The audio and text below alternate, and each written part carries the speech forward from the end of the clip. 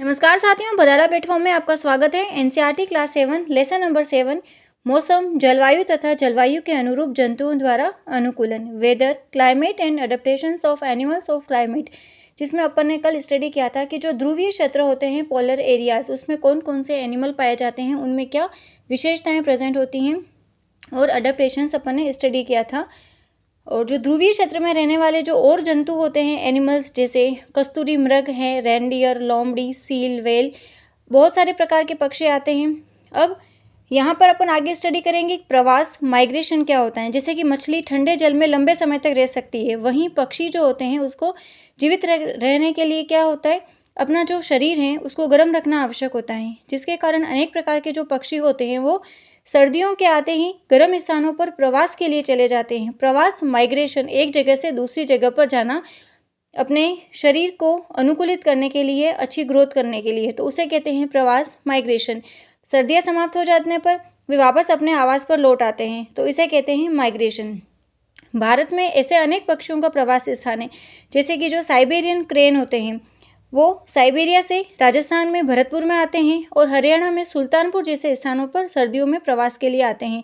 ऐसे ही कुछ पक्षी और होते हैं जो उत्तर पूर्व के कुछ जो नमी वाले स्थान होते हैं और भारत के कुछ अन्य स्थानों में भी प्रवास के लिए चले जाते हैं, तो इसे कहते हैं प्रवास, माइग्रेशन। एक जगह से दूसरी जगह पर जाना, वहाँ का अगर वातावरण उनको सूटेबल नहीं होता है तो जहाँ पर जिस जगह पर उनको वो वातावरण सूटेबल होता है तो वहाँ पर वो चले जाते हैं, तो इसे कहते हैं प्रवास, माइग्रेशन। अति शीत मौसम, यानी कि बहुत सर्दी यानी कि ठंड वाला मौसम आ जाता है, अति शीत मौसम से बचने के लिए प्रवास एक अन्य साधन है। साइबेरियाई क्रेन जो साइबेरिया से राजस्थान में भरतपुर और हरियाणा में सुल्तानपुर जैसे स्थानों पर सर्दियों में प्रवास के लिए आते हैं और वापस ये गर्मी आती है तो वापस ये साइबेरिया चले जाते हैं।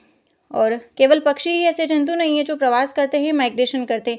अनेक स्तनधारी जीव, मेमल्स भी होते हैं जो अनेक प्रकार की मछलियाँ और इंसेक्ट, कीट भी अनुकूल जलवायु, अपने शरीर के अनुकूल जो जलवायु उनको चाहिए होती है उसकी तलाश के लिए मौसमी रूप से प्रवास करते हैं। सीजनल जो माइग्रेशन होता है, तो ये अपन ने स्टडी किया है माइग्रेशन, प्रवास क्या होता है। आगे देखते हैं उष्णकटिबंधीय वर्षावन। अब उष्णकटिबंधीय वर्षावन क्या होता है, जैसे ये पृथ्वी है गोल, इसके मध्य में पृथ्वी के बीच में एक काल्पनिक रेखा होती है जिसे अपन क्या कहते हैं, भूमध्य रेखा।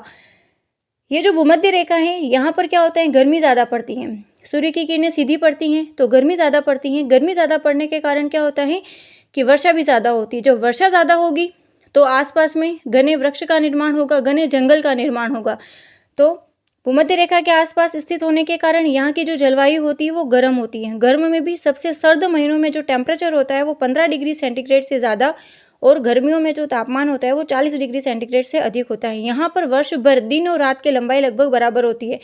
कहाँ पर, भूमध्य रेखा के आसपास जो भी क्षेत्र होता है, घने जंगल का निर्माण होगा तो उसको कहते हैं उष्णकटिबंधीय वर्षावन। उष्ण का मतलब वहाँ की जो जलवायु है वो गर्म है और वर्षा ज़्यादा हो रही है, तो किसका निर्माण होता है, उष्णकटिबंधीय वर्षावनों का निर्माण होता है। अब यहाँ पर वर्ष भर दिन और रात की लंबाई लगभग बराबर होती है, जबकि पोलर एरियाज में ऐसा नहीं होता है। ध्रुवीय क्षेत्र में क्या होता है, वर्ष के जो 6 महीने सर्दियाँ रहेगी, 6 महीने गर्मियों का मौसम रहेगा।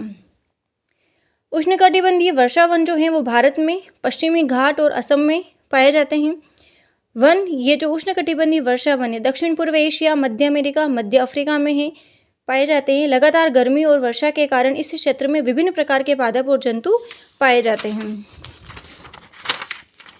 अब ये जो वर्षा वन है उनमें कौन कौन से जंतु पाए जाते हैं।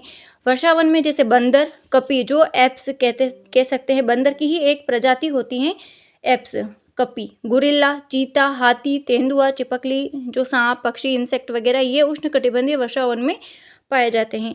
अब ये जो गर्म और आर्द्र जलवायु है उसके लिए जंतुओं के क्या अडेप्टेशंस होते हैं, कौन कौन से जंतु पाए जाते हैं, उनमें उनका जो बॉडी होता है उसमें क्या संरचना पाई जाती है जो इन उष्णकटिबंधीय क्षेत्र में रहने के लिए अनुकूलित हो जाते हैं। तो कौन कौन से होते हैं, जैसे लाल नेत्र वाला फ्रॉग होता है, टूकन नामक पक्षी हैं, लोयन टेल्ड लंगूर हैं, हाथी होता है, एक और होता है न्यू वर्ल्ड मंकी, बंदर। अब ये जो लाल नेत्र वाला मेंढक होता है, इसमें सिर्फ अपन ऐसे ओरल ही पढ़ रहे हैं। लाल नेत्र वाला जो मेंढक होता है इसमें क्या होता है कि इस मेंढक के जो पैर के तलवे होते हैं वो चिपचिपे होते हैं और ये उन वृक्ष पर चढ़ने में भी सहायता करता है जिस पर वे रहते हैं। और वृक्ष पर रहने के लिए क्या होता है कि ये जो ब्रांचेज होती है उसको पकड़ने में भी हेल्प करता है। और टूकन नामक जो ये पक्षी हैं, टूकन पक्षी, इसकी जो पक्षी होता है, इसकी जो एक तो चोंच होती है वो कलरफुल होती है, उससे अपन पहचान सकते हैं। लंबी सी इनकी चोंच होती है, जिसकी सहायता से वह ऐसी शाखाओं में भी फलों तक पहुंच सकता है जो बहुत ही कमज़ोर होती है और उसका भार भी नहीं सह सकती है। और उष्णकटिबंधीय जो वन है, उनमें पाए जाने वाले अनेक जो जंतु होते हैं, उनमें एक तो घ्राण शक्ति, सूंघने की शक्ति, संवेदनशील शक्ति, इनकी मोटी त्वचा होती है और इनके कलरफुल इनका स्किन होता है और आसपास के रहने वाले जो क्षेत्र होते हैं वो उसके साथ में मिलकर के सर्वाइव करते हैं।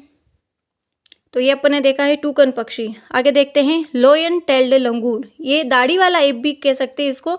ये पश्चिमी घाट के वर्षा वन में पाया जाता है। इसकी क्या विशेषता होती है कि चांदी जैसी सफ़ेद इसके बाल वगैरह होते हैं जो सिर के चारों ओर मतलब लगे रहते हैं और ये वृक्ष पर आसानी से चढ़ जाता है। अपने जीवन का अधिकांश समय जो होता है ये वृक्ष पर ही व्यतीत करता है।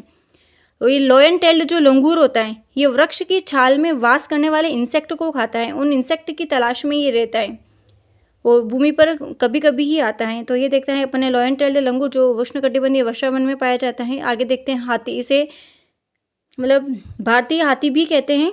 उष्णकटिबंधीय वर्षा वन में जो पाया जाता है, इसकी लंबी सूंड होती है जिससे सूंघने की शक्ति बहुत अच्छी हो जाती है और ये जो हाथी होता है इस सूंड का उपयोग भोजन को उठाने में करता है और इसका जो हाथी के जो बाहरी दांत होते हैं जिन्हें रद कहते हैं और ये रूपांतरित टिथ ही होते हैं। इन दांत से क्या करता है ये हाथी, अपने पसंद के जो वृक्ष होते हैं उसकी छाल को एक तो आसानी से छील सकता है और भोजन के लिए जो कंपटीशन होता है वो होने के बावजूद भी जो ये हाथी हैं आसानी से अपना भोजन जुटाने में समर्थ होता है, क्योंकि इन एरियाज़ में क्या होता है सभी प्रकार के एनिमल्स प्रेजेंट होते हैं तो भोजन के लिए आपस में कंपटीशन होता है। और हाथी के जो लंबे बड़े कान होते हैं वो सुनने में भी सहायता करते हैं। वर्षा वन जो होता है उसकी गर्म और आर्द्र जलवायु होती है जो हाथी को ठंडा रखने में भी सहायक होते हैं। उसके जो ईयर्स होते हैं वो हाथी को ठंडा रखने में भी सहायता करते हैं। तो ये अपन ने देखा है लाल नेत्र वाला मेंढक, टूकन पक्षी, लॉयन लंगूर और हाथी।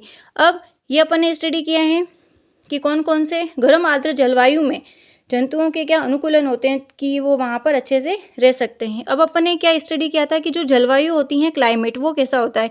तो जो मरुस्थलीय क्षेत्र हैं अपने, जैसे राजस्थान का मरुस्थल क्षेत्र में कौन सा आता है, जैसलमेर जिला आता है, जैसलमेर वगैरह। तो वहाँ की जलवायु क्या होती है, वहाँ बारिश बहुत कम होती है तो वहाँ की जलवायु शुष्क और गर्म है। उत्तर पूर्व भारत की जलवायु कैसी होती है, बारिश ज़्यादा होती है तो वहाँ की जलवायु कैसी होती है, नमी वाली हो गई, यानी कि आर्द्र जलवायु है। वहीं जम्मू कश्मीर की जलवायु ठंडी होती है। केरल, दक्षिण भारत में क्या होता है, गर्मी ज़्यादा पड़ती है तो वहाँ की जलवायु कैसी हो गई, गर्म हो गई। तो ये अपन ने स्टडी किया है कि कहाँ कौन से क्षेत्र में कौन सी जलवायु पाई जाती है। तो ये अपना लेसन कंप्लीट है और कल अपन इसके करेंगे ऑब्जेक्टिव टाइप के क्वेश्चंस। Thank you.